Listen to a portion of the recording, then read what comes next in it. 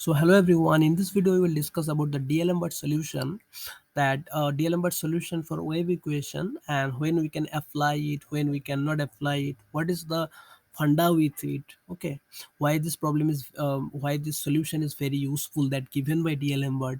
Okay, so suppose we are given a wave equation like this ut is equal to c square ux, and your initial conditions look like this, that initial displacement ux0 is equal to fx when x is lying between minus infinity to infinity, that means infinite, okay, on the whole real line.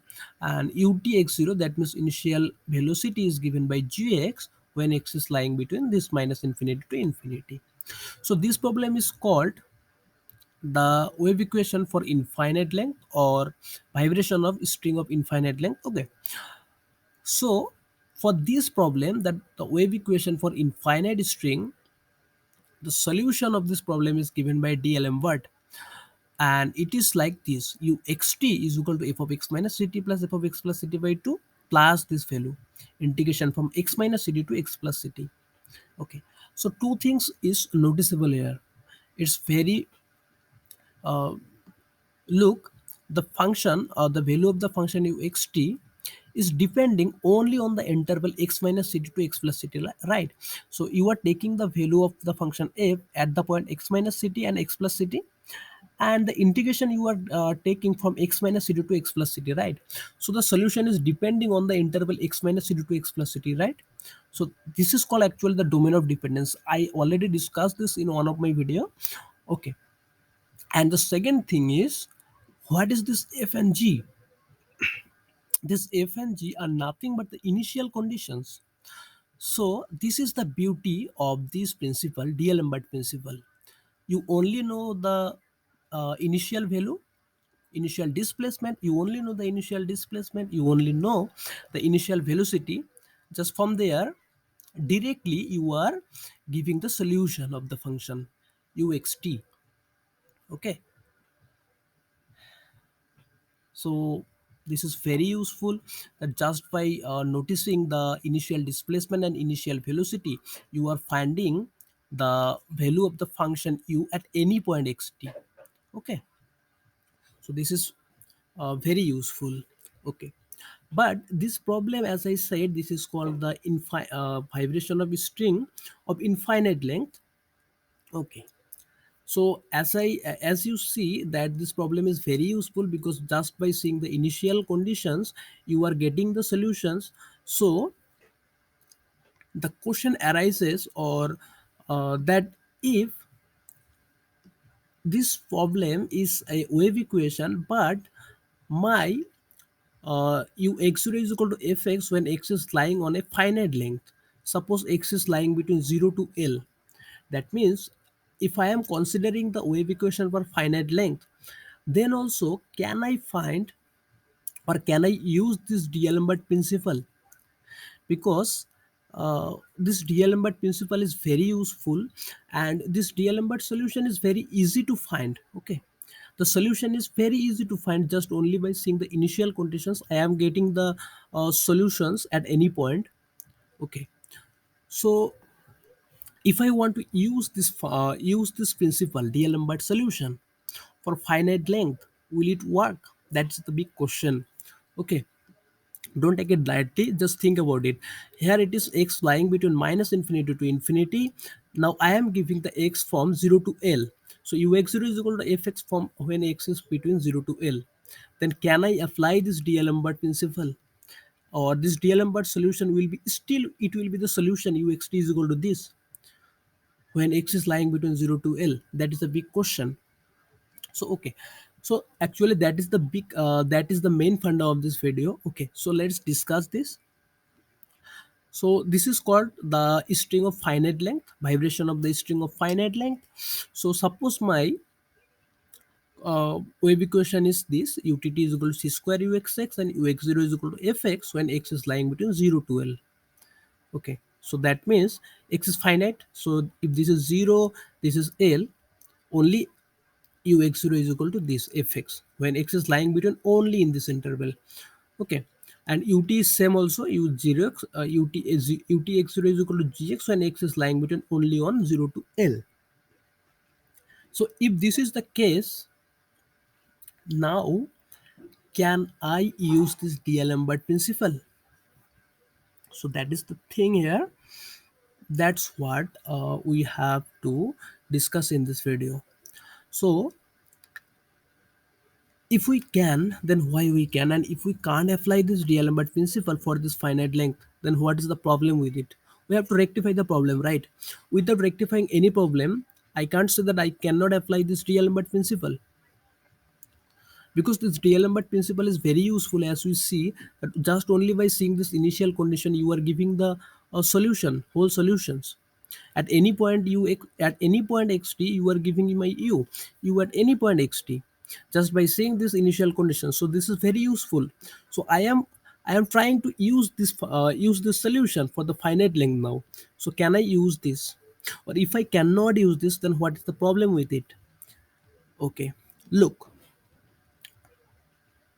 the solution is what?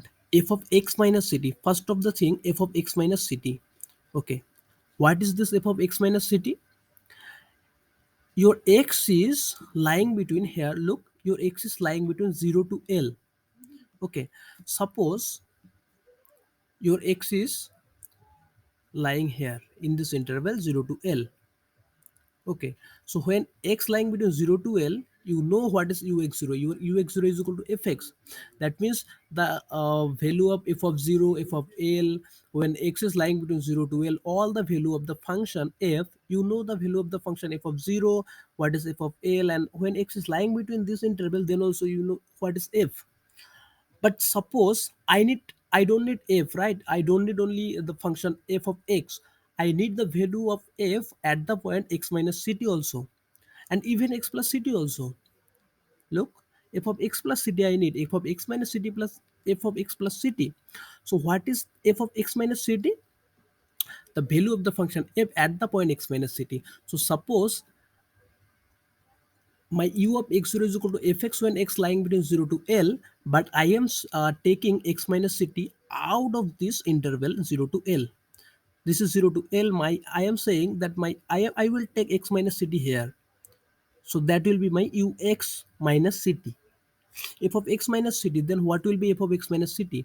You don't know the value of x minus ct, f of x minus ct, right? Because you know only what is f of 0, what is f of L, and what is the value of f when x lying between in this interval.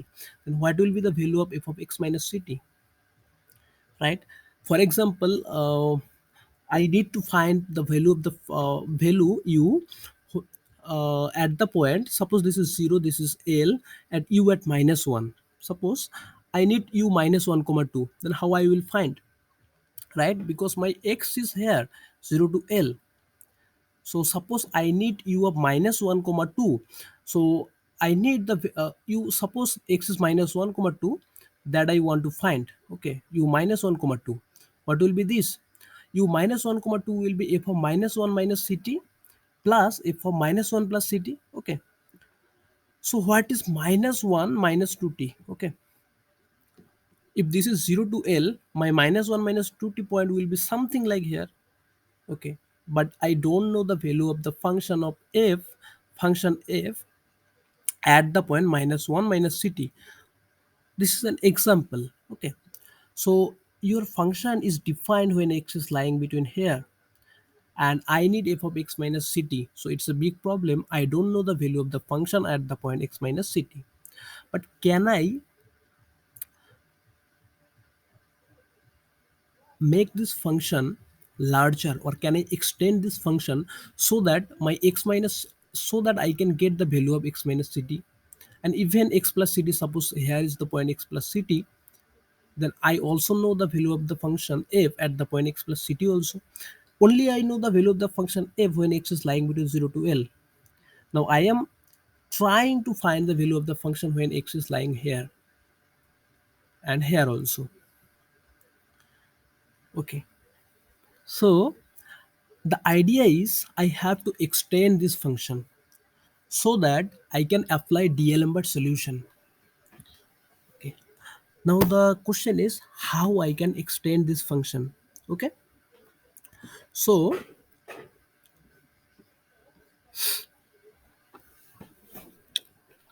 I know what is the value of ux0 when x is lying between 0 to L. So when x is lying between 0 to L, my ux0 is equal to fx.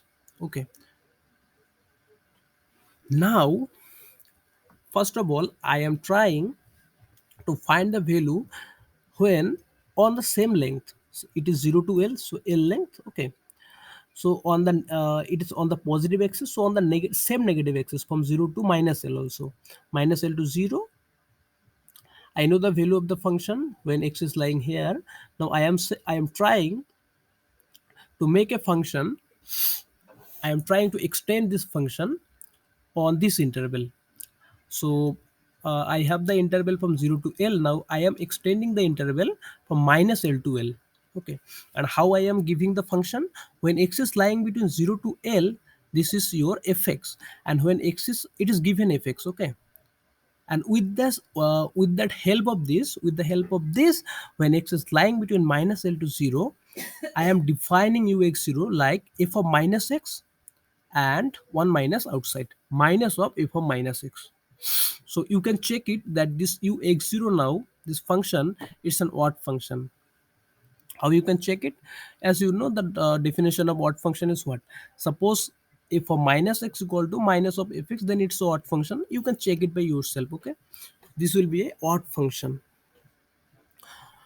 So now I so now I am having the initial condition ux0 when x is lying between minus L to L. Okay, but still I need what I need the initial condition when x is lying between from minus infinity to infinity. So my problem is still not done. Okay, so the problem still remains. So what we can do, we have to extend the function ux0 on the whole real line. Okay, because x is lying between minus infinity to infinity. Now we know the value of the function ux0. We know the value of f of x0. Okay, when x is lying between this minus L to L. Now my next extension idea will be periodic function. So this is the two length minus L to L. This is two length, right? Now I am saying on this two length, if you are taking any point outside this interval, okay, suppose this is L, and you are saying here is the point 3L. Here is a point 3L. You want to know the value of 3L, u of 3L. Now I am saying that this u of 3L will be same as the value of ul. Whatever the value of u at the point L will give, the same value will give for the point 3L. That means I am saying that my u is now a periodic function on 2 by 2L period. Okay. So if this is the case that I am giving a periodic function ux of x plus 2L is equal to ux, is it now give will it give now the whole real line? That means ux0 is defined on whole real line. Can I say now this? The answer is yes. How? Look, you know now the value of ux0 when x is lying between minus L to L, as I defined. Now suppose you need any point, any value at any point, the value of ux0 at any point when x is outside this minus L to L length also. As I said that suppose you need u of 3L, you just compute the value ul, and that will be your u of 3L. As I said, u of L plus 2L will be ul. Now you suppose you need the value of the function at this point. Okay, how you can find this? You compute 2L length here and see the value of the function at this point. Suppose this is the point and this is 2L length. So whatever the value of this point, whatever the value of you will give at this point, the same value will give at this point. Okay, so on the real line, if you take any point, you take 2L length. Okay, suppose you have to find, you are trying to know the value of u at this point. Okay, So what will be this? You know the value of u when x is lying on this interval only. You are trying to know what is the value of u at this point. How you can find? You take 2l length here. Okay, the same value will give whatever the value of this point here. Suppose this is the point, so whatever the value of this point will give, the same value will give for this point. This is 12 length. Okay, but you don't know the value of the point. You don't know the value of the function at this point. So for this point you again measure 12 length there, but again you don't know the value of the function at this point. You again measure 12 length here. You don't know the value, again length 12, 12, 12, and you will reach in this interval. At some point you will reach at this point, at in this interval. That means you will get u of x plus 2n plus u of x plus 2nl will be your ux. So whatever the point you will take on the real line, now you can define your ux. Okay, so that means now what is the thing? The thing is your ux0 is now defined on the whole real line. Okay, so now your ux0 is equal to this. Now new function ux0 is equal to fx and minus of fx when x is lying between 0 to l and minus l to 0. And when x is not lying between this interval, you take this ux plus 12 is equal to ux. You use this, you will get the value of the function u at this point. So that means on the whole real line your u is defined. So that means the first requirement of D'Alembert solution, that is ux0 should be fx when x and x should be lie on minus infinity to infinity, is fulfilled now, right? Because you have defined your ux0 on the whole real line, as I did here by extending the function. Okay, so what what my next target is? My next target is ut at x0 is equal to gx. I have to define ut on the whole real line when x is lying between minus infinity to infinity, because I have utx0 is equal to gx when x is lying between 0 to l only. So I have to extend this now also.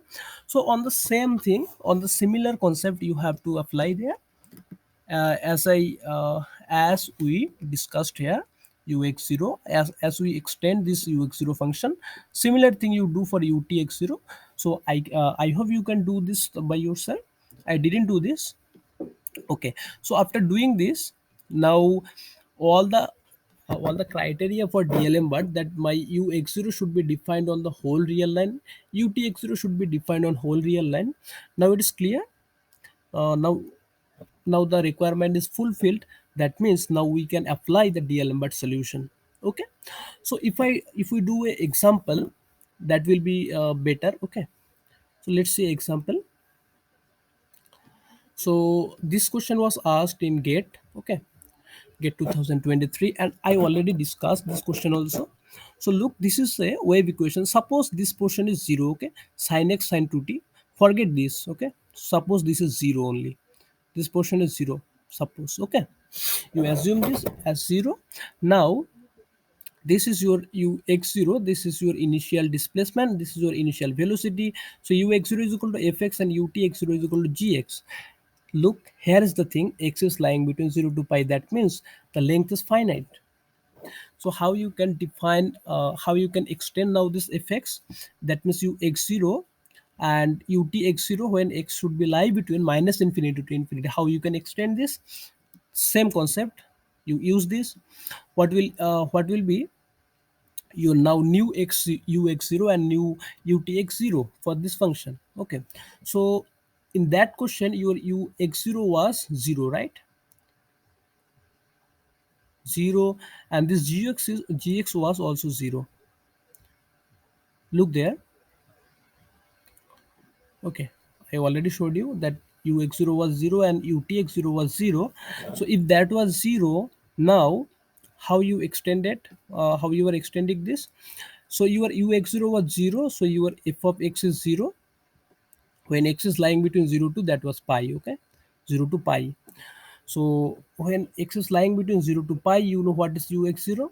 Now I am extending to minus pi to pi. So I have ux0 when x is lying between 0 to pi. Now I am extending this to minus pi to pi by, from 0 to pi it is same fx, from minus pi to pi it is minus of f of minus x. So if f of x is 0, f of minus x is again 0, so minus of 0 is again 0. So minus of f of minus x is again 0.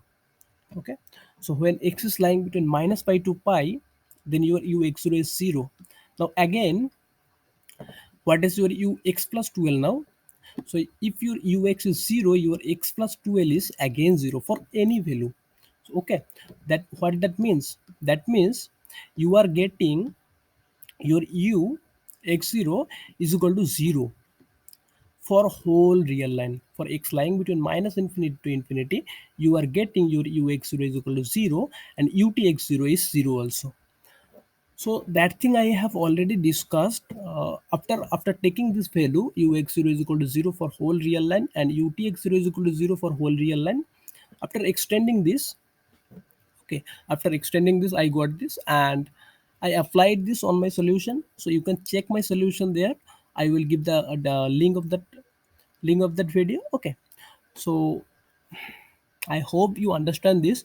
So, and another thing is, so we have discussed that when the length is infinite, the DLM is, you can apply directly. So when f is not infinite, okay, that means two case arises, right? One is finite and one is semi-infinite. Semi-infinite means suppose your f of x is given from 0 to infinity. Suppose it is from 0 to infinity and gx is also defined from 0 to infinity. So that means your f is only defined on the positive real axis. Suppose this is your 0 point and this is your infinity here, and here it is minus infinity. Okay, so your f is defined on this interval only, that means on semi-infinite. Okay, so that is another case arises. So okay, that remains in the video. Okay, so I have discussed for the infinite length and the finite length. So the discussion on semi-infinite length is still remain. So if you understand this, you try that what will be, can we apply this DLM but for semi-infinite length also? So that will be good for you. So if you are not getting that, why we cannot apply the DLM but solution for semi-infinite length, what is the problem with it? And if you can rectify your problem, that why if you can rectify the problem of this semi-infinite length for applying the DLM by solution, then it is good. And after rectifying this, if you can solve the problem also, that if the problem is this, then how we can solve this problem. Okay, so if you can solve this, then it is good. If you are not getting, again, if you are not getting that for semi-infinite length, what will be, how we can extend this function. Okay, or we need a extension or not. Suppose we don't need any extension, we can apply the DLMR solution there, then there is no need of extension, right? So that things you have to think by yourself. So think by yourself. If you are not getting, comment me. I will make another video on the DLMR solution for semi-infinite length also. So for this, with this, I thank you all.